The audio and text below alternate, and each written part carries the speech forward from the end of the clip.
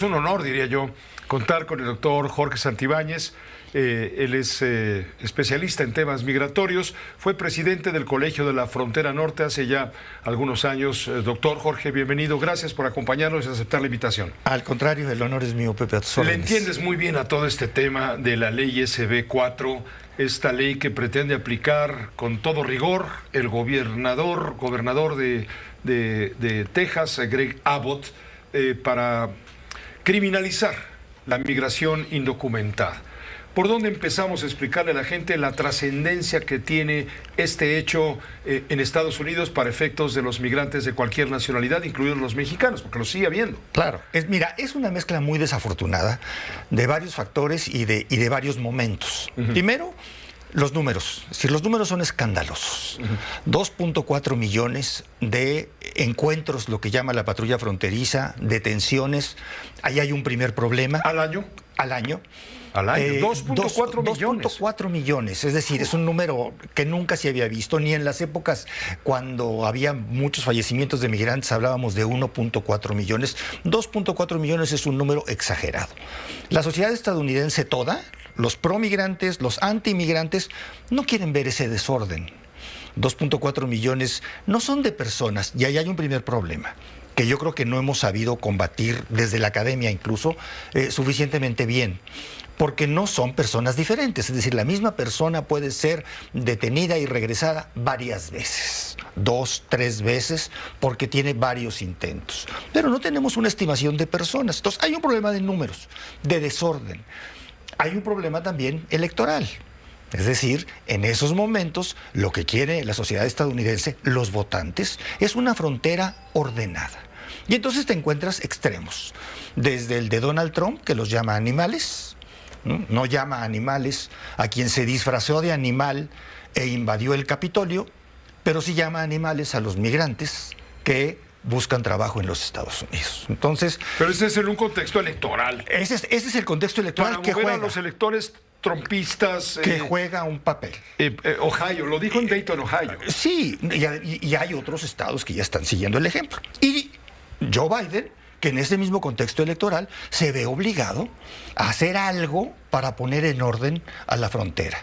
Entonces, esta ensalada es muy desafortunada y da espacio a que gobernadores como Texas, como el gobernador tejano, Abbott, muy radical de derecha, ¿no? Muy radical de derecha, republicano. Texas es la mitad de la frontera.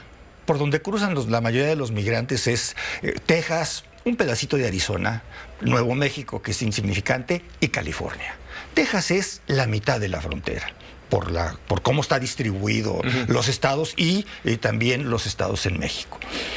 ¿Qué es lo muy grave de esta ley? Lo muy grave de esta ley es que el Estado autoriza a su policía estatal, no a la policía migratoria, a su policía estatal, a detener y deportar a todo aquel que sea sospechoso de ser migrante indocumentado. Eso es racismo. Eso es racismo puro. Porque si te ven moreno. Eso es racismo puro, porque además, en Texas, ¿quién parece migrante indocumentado? Los mexicanos. Es decir, de alguna manera está diciendo, si tú sospechas que es un migrante indocumentado, porque los migrantes indocumentados no se pasean con un letrero que diga soy migrante indocumentado. Entonces, ¿bajo qué criterio se sospecha? Evidentemente, de color, de raza, de lugares que visitan y que frecuentan. Entonces, es una medida que tiene un contenido racista, no explícito en la ley, pero sí implícito en la aplicación de la ley. Los detienen. ¿Y entonces qué procede? ¿Los regresan? Los regresan, y si no los regresan, entonces los mandan a corte. La mayoría los regresan. Mira, es un tema que también para México es particularmente importante. Primero, porque entran por México. Segundo, porque el 30% de esos 2.5 millones son mexicanos. Es decir, los mexicanos sigue siendo el grupo más grande. Entonces, incluso si nosotros decimos, bueno... Frente a centroamericanos, claro, haitianos... Sí, nos negamos a recibirlos. Pues nos negamos a recibirlos, el 30% son mexicanos. No podemos no recibirlos porque están entrando a su territorio. Entonces, esto genera un desorden yo diría mayúsculo en las ciudades fronterizas. Estás hablando de 600,000 mexicanos al año. Sí. Sí. Es brutal. Es brutal, genera un desorden en las ciudades fronterizas. Las ciudades fronterizas ven un número impresionante de migrantes. La sociedad mexicana tampoco es promigrante. México no está preparado. Tú lo has mencionado en diversas ocasiones, no tenemos suficientes albergues, no tenemos suficientes espacios para atender a los migrantes. Entonces es un fenómeno que se ha ido desordenado. Pepe, tú y yo tenemos 25 años platicando estas cosas y más o menos no ha cambiado. Con las mismas características, Cierto, efectivamente. cierto. Entonces, toda esta mezcla, toda esta ensalada, lo electoral, el desorden numérico que es real, la omisión de actores que deberían de participar, esta especie de aprovechamiento muy mezquino de algunos gobernadores, en particular el tejano, de aprovechar ese desorden para decir, bueno, entonces yo los voy a detener. La policía estatal, no estoy hablando en la frontera, estoy hablando en Dallas, en ciudades tejanas. Pero ¿con qué derecho el gobernador quiere aplicar una ley que supuestamente compete al Congreso de los Estados Unidos y a la Administración Federal? Sí, la política migratoria y la ejecución de la política migratoria es atribución exclusiva, como en México, de la autoridad federal y del Congreso. Sin embargo, es obligación del gobernador estatal mantener el orden en su estado.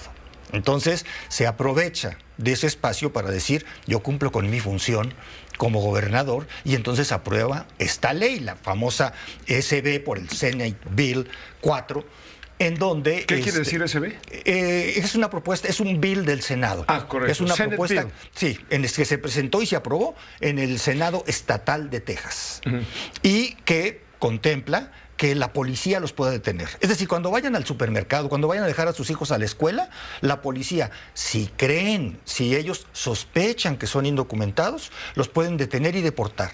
Y vamos a encontrar otra vez historias trágicas en donde una mamá lleva al niño a su escuela ¿Y lo separan? Lo separan, la deportan y nadie va por el niño.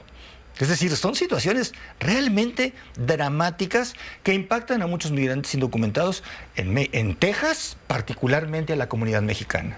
Esto es xenofobia. ¿Hay antecedentes de la SB4? Sí, en Arizona Mencionábamos Arizona en 2012. En Arizona hubo una que le decían en inglés, show me your papers, que quiere decir algo así como enséñame tus papeles, así le decían coloquialmente, que era exactamente lo mismo. La autoridad estatal podía detener, deportar a los que les pareciera indocumentados. Y hay otro anterior de Pete Wilson, que también promovió... Gobernador de California. California, sí. Que también promovió con la misma lógica, todos ellos republicanos, con la misma lógica de detener y deportar para de alguna manera culpar al gobierno federal de que no está haciendo su trabajo. Hay un oportunismo político, yo insisto, muy mezquino, en donde se trata de culpar a la autoridad federal. No estás haciendo tu trabajo, lo tengo que hacer yo. Mi obligación es mantener el orden en el Estado. Ahora, Jorge Santibáñez, ¿qué va a pasar? Porque ha dicho el presidente de México a través de la canciller Alicia Bárcena, no vamos a recibir a los mexicanos. Yo creo que, creo que es un discurso correcto, pero es un discurso que en la práctica no hay cómo no aceptarlos. Se tienen que aceptar. Muchos de ellos son mexicanos. No hay manera de distinguir. Pero si es el 30%. Sí. No hay manera de no recibirlos. No hay manera de no recibirlos. Pero también tenemos que reconocer que México no está preparado para recibirlos. Es decir, habrá presiones en las ciudades fronterizas. Mira, al final del día yo creo que va a pasar lo que pasó en Arizona y lo que pasó en California, que los jueces en Estados Unidos van a acabar decidiendo que esto es una atribución federal.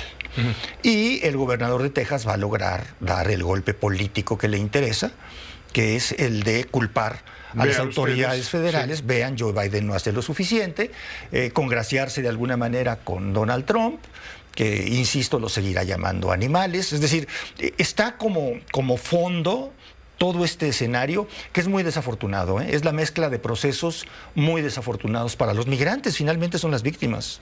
Ciertamente, porque son los que en piel propia reciben todo este castigo, independientemente del conflicto. Ahora, entonces, me decías, el lunes le dice la Corte Suprema, espérenme tantito, no la pueden aplicar. No, la Corte Suprema dice... Ayer dijo que sí se aplicaba. Sí, mientras la Corte de Apelación no se manifieste, pues que se aplique, porque es una ley aprobada. Eso era ayer en la mañana. Sí, eso ayer en la mañana. ¿Y en la noche qué pasó? En la corte, hubo una Corte de Apelación que dijo... ¿La de Nueva Orleans? Sí, que dijo, no, detengan la aplicación. Tiene a facultades para hacerlo y entonces está detenida. Pero no está rechazada la ley, que es un detalle quizá técnico, pero importante. Incluso Abbott dice, está bien, porque entonces les vamos a demostrar que necesitamos hacer esto. Es decir, para Abbott no es mala noticia, en su propia lectura, que el tema esté en una corte de apelación, porque no está rechazada la ley, está como que en stand-by mientras la corte de apelación decide. Al final, yo tengo la confianza en la Suprema Corte de Estados Unidos, en las cortes de apelación, en donde un juez federal de Bronzeville puede detener una instrucción presidencial, ¿eh? O sea, ahí tienen un poder los jueces impresionante. Pero eso no va a mejorar el escenario de los migrantes. Lo desafortunado, en la aplicación de la ley la veo complicada. Seguramente otros estados van a tratar lo mismo. Iowa ya tiene una propuesta que se está aprobando, Milwaukee tiene otra propuesta que se está aprobando. Sin embargo, no creo que prosperen por el principio de que es una atribución federal. Pero es muy mala noticia para los migrantes porque se les sigue presentando, incluso el presidente Joe Biden en el Estado de la Unión se refirió a un migrante como ilegal, lo cual es un absurdo hasta semántico. Ninguna persona es ilegal, no se puede afirmar. Es indocumentada.